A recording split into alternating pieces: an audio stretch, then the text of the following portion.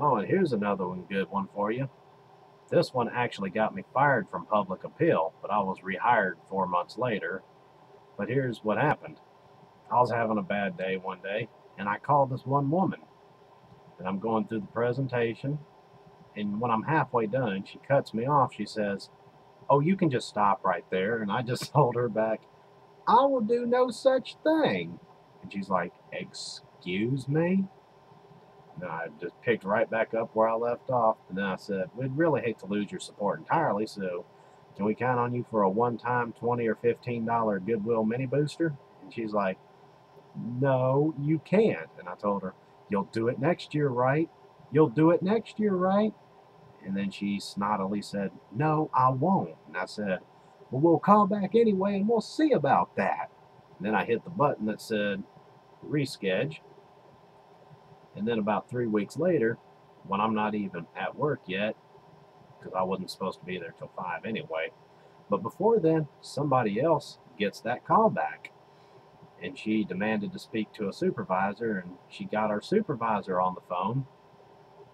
And she told him what happened. He pulled the call back, and whenever I came in for 5, that's when the supervisor pulled me into the office and played the call back to me. And the whole time I'm listening to it, I myself am trying not to laugh.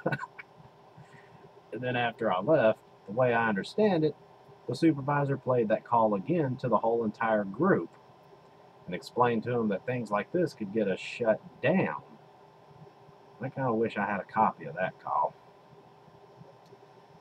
And of course, as you should know, in the fundraising business, both the office I worked at in Baton Rouge and the one I worked at in Austin, yes, there is corruption in the administration behind it. Let me give you an example with Austin. There was this one time that, I've made several calls like this, but I called this one woman who told me that she just had her daughter put in the ground.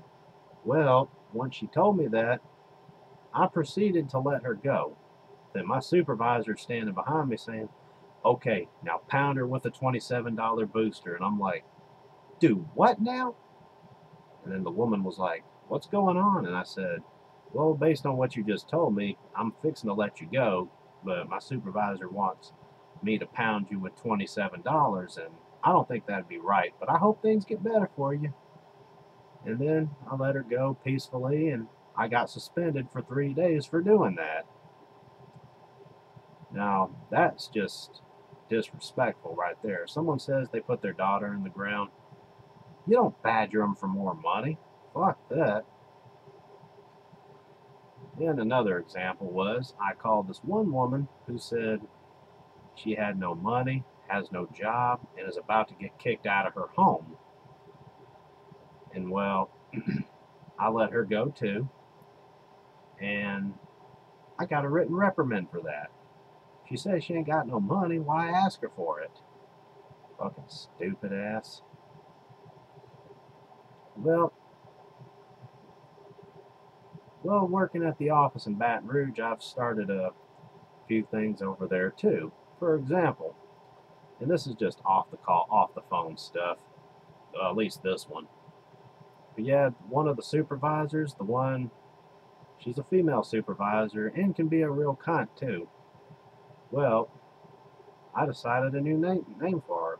I'm not gonna disclose her real name for anonymity purposes, but we would say she looks like a sick baby bird with a broken wing. So I would actually use it on the phone too, of course. I'd say, "Well, can those sick baby birds count on you for that $15 Goodwill mini booster to fix that broken wing?" I guess that's one of the things you'd actually have to be working at the office to understand.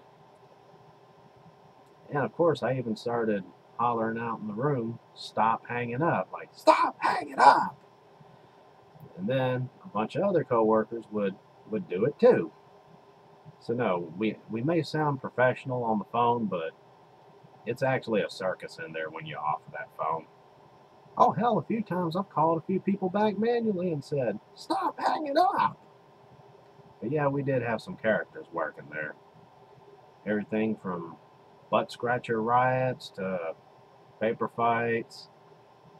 Trust me, it's not as professional as it sounds over the phone. You got to be a real nutcase to work there. And I've actually told that to someone on the phone too, because I called someone and I was doing voices.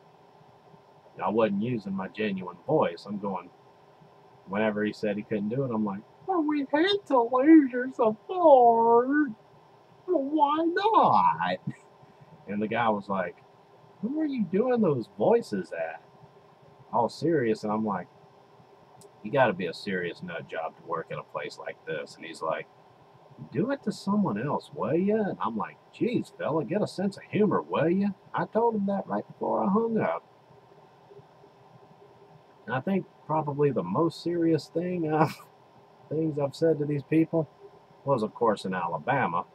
Because in Alabama, they are known for saying, take me off the list. And I've heard it so many times calling that stupid state that there was one night a woman said, take me off the list whenever I said, yes, this is Larry Toussaint with. And right when I said with, she's like, oh, could you take me off the list? And I'm like, that's it? All I said was my good name and my good name alone. Not even a chance. And she's like, just take me off the list. And right before I hung up, I'm like, cunt, whore. And then I could hear her go, oh. Well, what can I say? She shit on my good name. So yeah, that's a cunt whore for you. Well, I think that pretty much wraps it up for about now. If I think of some more, I will come back and do another sequel. But other than that, thank you for watching. I am Larry Toussaint. Y'all have a safe and blessed day today.